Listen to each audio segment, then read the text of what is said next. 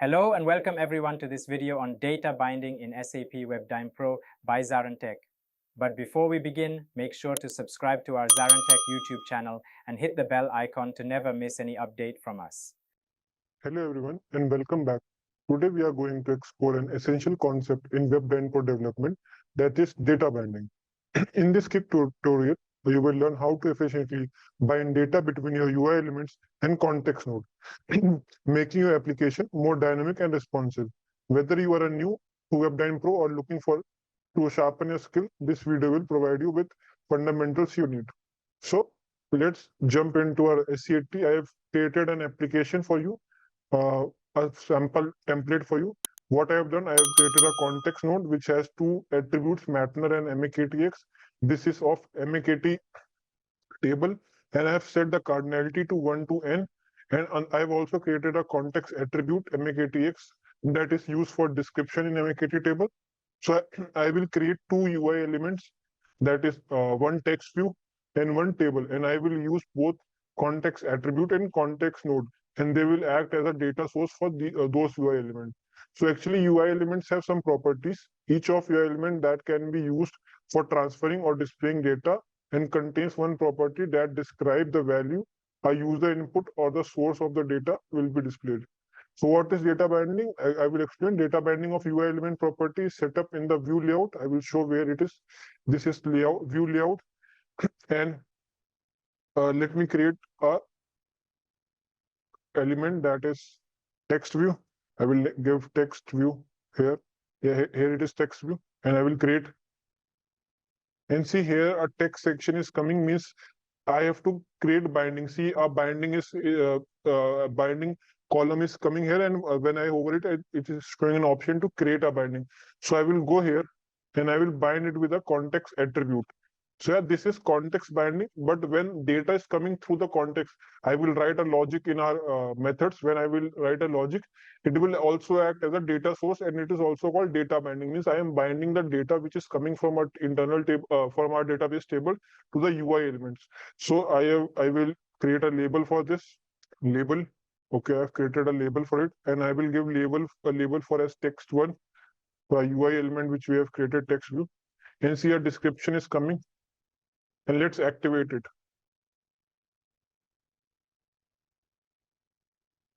And I will go to browser and refresh our application.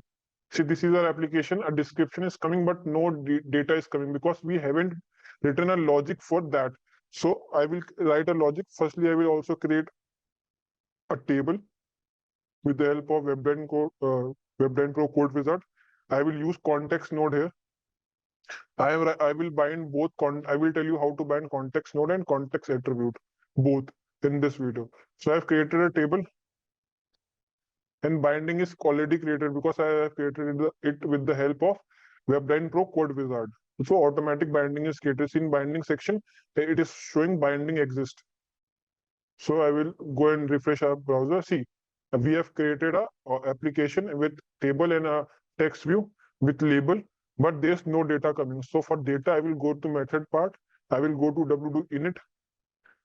I am going to w2 init because this methods automatically calls whenever we create whenever we launch our application. So for binding data, I will go use the help of Web DynPro code wizard. I will go to context. I will read MAKTX first. I will write the logic for MAKT for our context attribute first, and then for context node. So I will use set operation here because I want to set the data in our UI elements. Means I want to bind the data to a UI element. So I will use set here. See, automatically code has been generated. What I have to do is I have to write a single select query, which will bring data from our database table to our internal table, or the variable which we are using here. Select single MAKTX from MAKT table into LV MAKTX.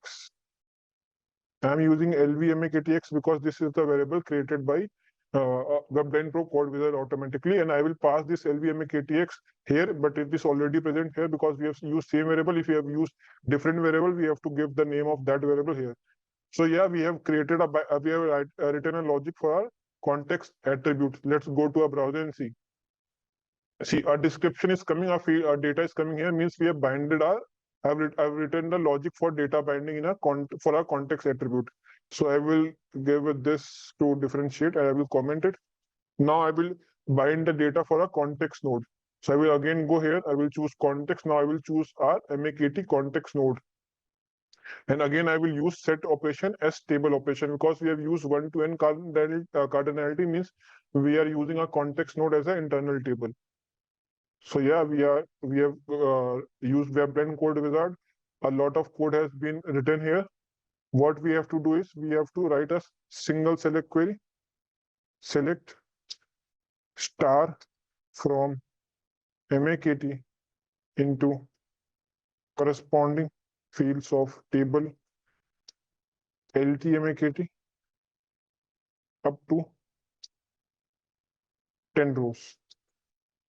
I want 10 fields to be shown in a table. So let's activate it. See the same name of LTMAKT in which we are storing our data from our database table. This is an internal table. We will pass that internal table here. So see the same name is appearing here. I will go to browser and see how it is appearing. I will refresh it. See, as soon as our application is refreshed, data is coming in a table and also data is coming in a text view. So we have used context binding for both table and as well as for our text view. Means we have used data binding in context attribute and context node both. So yeah, we have done with data binding for our context node and context attribute both. So we are done with binding data. I have told you what you have to do. You have to write some logic from where you will be getting a data. So you can write logic anywhere. I am writing in a WD do init method because this method automatically triggers whenever you create an application. In later part, I will show you in debugging option what happens when you refresh your application or when you start your application. So yeah, we have written a logic of getting data in a WD init, and we have binded the context node with our UI element and context attribute to our text view UI element. That's why we are able to see data in a browser. So that's all with getting the information about data binding. We are done with this video. I will see you in the next video. Till then, bye.